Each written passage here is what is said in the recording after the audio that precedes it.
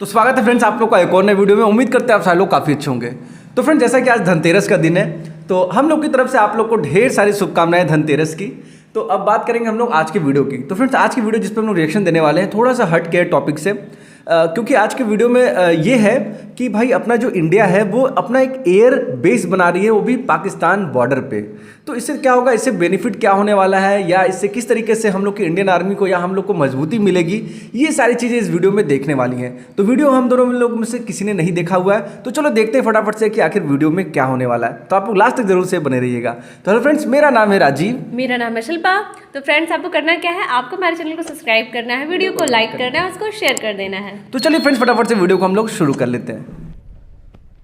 नमस्कार, welcome you all world affairs. मैं प्रशांत Dhawan. Pakistan border से सिर्फ 130 किलोमीटर दूर भारत एक मेगा एयरबेस बनाने वाला है 1000 करोड़ की लागत से। और ये एयरबेस पाकिस्तान के F-16 फाइटर जेट जिनको अब सर्विसिंग प्रोवाइड करेगा यूएसए, इसको चेकमेट करने के लिए बहुत ही ज़्यादा इंपॉर्टेंट है। यहाँ पर आप देख पाओगे न्यू एयरबेस नियर इंडो पाक border will be crucial for country security. आप मान लीजिए नॉर्थ ऑफ गुजरात की तरफ ना, जब भी भारत पे अगर मान लो आक्रमण होता है तो ये एयरबेस भारत की पहली लाइन होगी ऑफ डिफेंस। हालांकि मैं यहाँ पर ये कहूँगा कि इस एयरबेस को बनाने में ही ना हमको कई साल लग गए।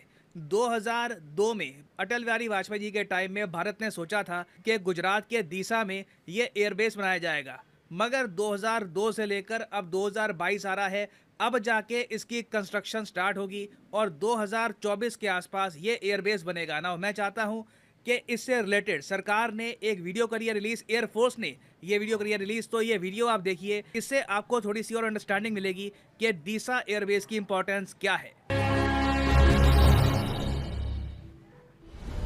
भारतीय वायुसेना विश्व की सबसे बड़ी वायुसेना में से एक है। लगातार बदलती तकनीक और भू राजनीतिक परिस्थितियों के बीच देश की रक्षा से जुड़ी व्यवस्थाओं को सदैव सशक्त बनाना और हर परिस्थिति से निपटने के लिए रणनीतिक क्षमताओं का विस्तार करना आवश्यक है। पिछले 8 सालों में माननीय प्रधानमंत्री श्री नरेंद्र मोदी जी के यशस्वी नेतृत्व में देश की रक्षा क्षमता, रक्षा प्रणाली और रक्षा उत्पादन में हुआ है अभूतपूर्व विस्तार। एक अहम पहल के रूप में गुजरात के बनासकांठा में माननीय प्रधानमंत्री जी द्वारा नए और आधुनिक डीसा एयरबेस का शिलान्यास संपन्न हुआ है।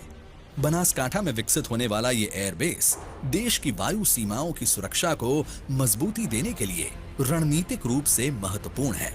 4519 एकड़ क्षेत्र में बनने वाला डीसा एयरफील्ड अंतरराष्ट्रीय सीमा से केवल 130 किलोमीटर की दूरी पर स्थित है। इसके निर्माण से गुजरात के आसपास के क्षेत्र में एयरबेसेस के बीच 355 किलोमीटर की दूरी कम हो जाएगी, जिससे हमारे लड़ाकू विमानों की ऑपरेटिंग रेंज में बढ़ोतरी होगी और लड़ाई के वक्त रिस्पॉन्स टाइम में कमी आएगी। इसके बन जाने से देश की पश्चिमी सीमा पर एक साथ लैंड और सी ऑपरेशन करना संभव होगा। साथ ही अहमदाबाद, वडोदरा जैसे महत्वपूर्ण आर्थिक केंद्रों को मजबूत एयर डिफेंस मिलेगा। इस एयरबेस से उड़ान योजना के तहत उत्तर गुजरात की एयर कनेक्टिविटी में बढ़ोतरी होगी। डीसा से पूरे क्षेत्र के लिए संभावनाओं के द्वार खुलेंगे। कच्छ में आर्थिक तरक्की के नए मौके बनेंगे। स्थानीय लोगों के लिए रोजगार के अवसर बढ़ेंगे।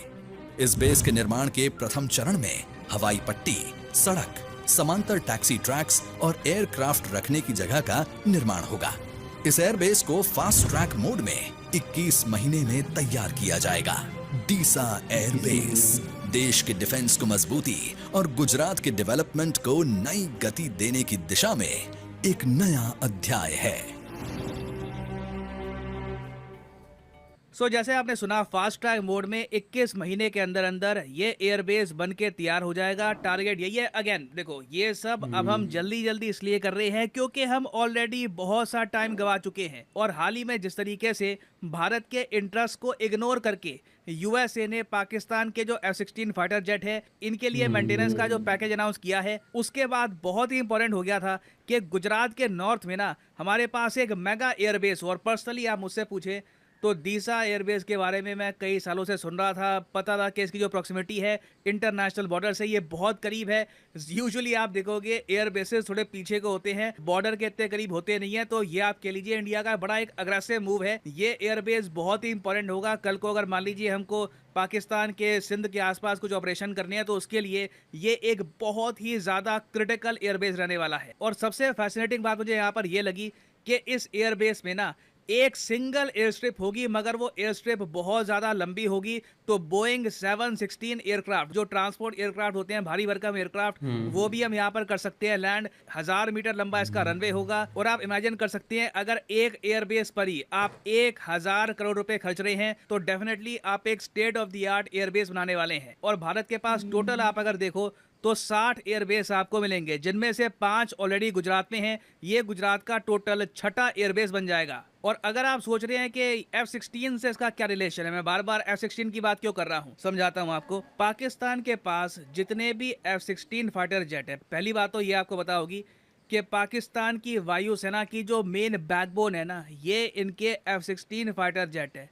चाइना से जो फाइटर जेट ये परचेज कर रहे हैं वो आप कह लीजिए डिस्प्ले के लिए ही है, यूज में जरा वो आने नहीं वाले पाकिस्तान के लिए। पहली बात तो चाइना खुद वो फाइटर जेट इस्तेमाल करता नहीं है जो पाकिस्तान को उन्होंने दे रखे हैं। उसके अलावा कई रिपोर्ट्स ये भी आई हैं कि पाकिस्तान के भी फाइटर जेट के जो पायलट्स हैं ये कंफर्टेबल नहीं फील करते JF-17 थंडर को उड़ाते हुए। पाकिस्तान की एयरफोर्स बहुत ज्यादा कंफर्टेबल और डिपेंडेंट फील करती है F-16 फाइटर जेट को लेकर। और इसलिए आपने देखा होगा जब ये लोग भारत के अगेंस्ट भी ऑपरेशन करते हैं तब वहां पर भी ये लोग F-16 फाइटर जेट का ही यूज करते हैं। और जब यूएसए ने सबसे पहले पाकिस्तान को F-16 फाइटर जेट देने स्टार्ट किए थे तब दोनों देशों के बीच पे अंडरस्टैंडिंग ये थी कि जकोबाबाद जो पाकिस्तान का एक बहुत ही इंपॉर्टेंट एरिया है, यहाँ पे इनका एक काफी इंपॉर्टेंट एयरबेस है जिसको ये शाहबाज एयरबेस कहते हैं, वहीं पर इनके F-16 डिप्लॉय होंगे। इधर यहाँ पे आप देख पाओगे ये है पाकिस्तान का मेन एयरबेस जहां पर इनके F-16 डिप्लॉयड है। हालांकि जब 2019 में पाकिस्तान ने F-16 फाइटर जेट यूज किए भारत के अगेंस्ट,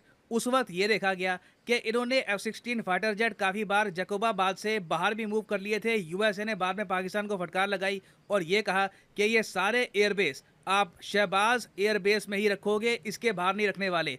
और अब जो पाकिस्तान के F-16 की मेंटेनेंस होगी ना, वो भी शहबाज एयरबेस में ही होने वाली है। और इस एयरबेस को अगर प्रॉपरली काउंटर करना है तो आपको यहाँ पे एक तो नॉर्थ ऑफ गुजरात और उसके अलावा राजस्थान के पास ना इंपॉर्टेंट एयर स्टेशन चाहिए होंगे, एयर बेसेस चाहिए होंगे, ताकि कॉन्स्टेंटली आप यहाँ पर प्रेशर बनाकर रखो और इस एयरबेस के जो F-16 फाइटर जेट हैं ये भारत के अंदर पेनिट्रेट ना कर पाए, भारत के अंदर ना आ पाए। तो इसलिए जो गुजरात में एयरबेस बन रहा है ना, वहां पर हम MiG-29 डिप्लॉय करेंगे। उसके अलावा जो तेजस फाइटर जेट है उसे भी हम यहाँ पर डिप्लॉय करेंगे बहुत बड़ी संख्या में। नाउ इस सब के अलावा कुछ रिपोर्ट्स ये भी आ रही थी कि भारत शायद यहाँ पर S-400 डिप्लॉय करेगा, मगर मैं 100% उसको कंफर्म कर नहीं सकता। बट ये जो डिप्लॉयमेंट इंडिया ने कर दिया है ना, इससे ये आप देखोगे कि पाकिस्तान की एयरफोर्स को हम प्रॉपर चेकमेट दे देंगे।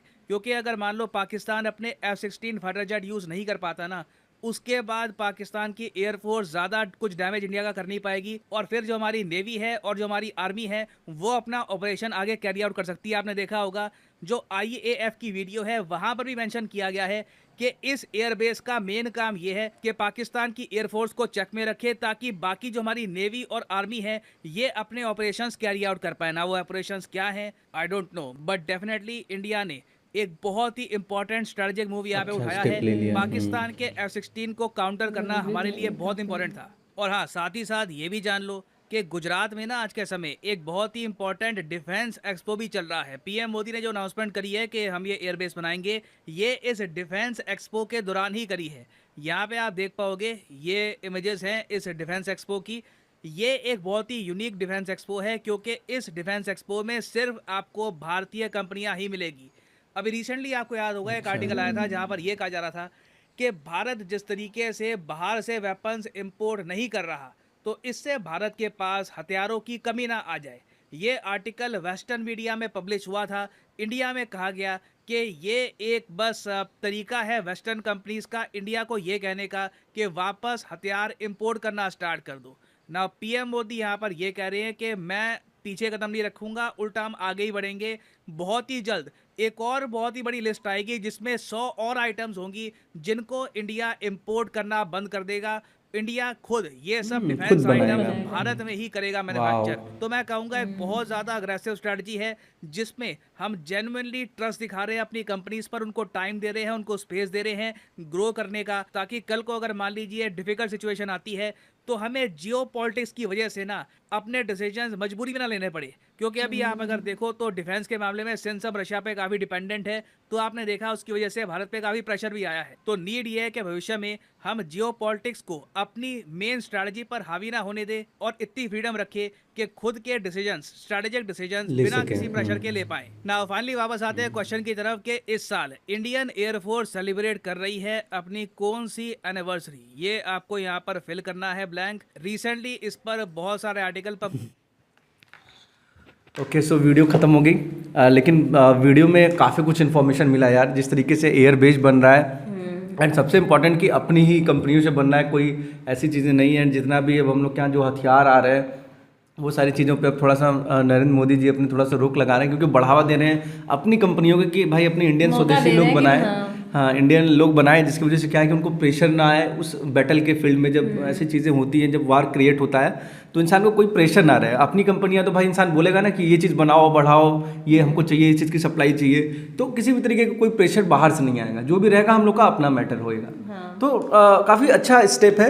एंड तुम क्या बोलने वाली ओवरऑल एयर बेस को लेकर और सारी चीज़ों को लेकर? एयरबेस जो बना स्टार्टिंग इसका 2002 में हो रहा था, अटल बिहारी लेकिन वाजपेयी के वाजपेयी जी के टाइम में, लेकिन अभी स्टार्ट हो गया है बनना। चलो ये अच्छा है, उस टाइम नहीं हुआ और सारी चीज़ों में नहीं हो पाया किसी तरीके से, बट अंत भला तो सब भला कि देर से हो रहा है। 21 महीने में लेकिन बन के तैयार हो जाएगा। 1000 करोड़ रुपए का लागत से बन रहा है। आई होप बहुत अच्छा ही बनेगा। Of course.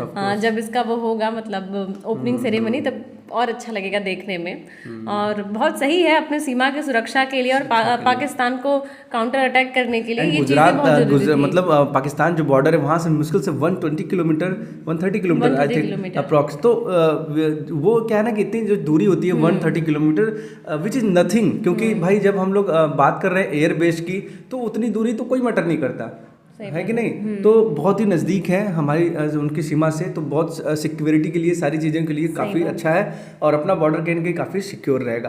और पाकिस्तान के ऊपर भी इससे अच्छा खासा प्रेशर बना रहेगा। हाँ, ताकि अपनी वो आतंकवादी वाली जो गतिविधियां हैं उसको ना कर सके। और ये अगर एज ए वर्ल्ड लेवल पे देखा जाए तो बहुत अच्छा मतलब एक ये उठाया जा रहा है कदम कि हथियारों को अब अपने ही कंपनियों को बनाने का मौका दिया जा रहा है। ये चीज़ काफ़ी अच्छी है। तो चलो ये थी आज की ओवरऑल वीडियो। आप लोग का क्या कहना है आज की इस वीडियो में, आप लोग हम लोग को कमेंट करके जरूर से बताएं। एंड फ्रेंड्स, आप लोग इस तरीके की और वीडियो पाने के लिए हम लोग के चैनल को सब्सक्राइब करके बेल नोटिफिकेशन आइकन को जरूर से दबा लिया करें। तो चलो मिलते हैं हम लोग फिर किसी नए वीडियो में, तब तक के लिए जय हिंद, जय भारत।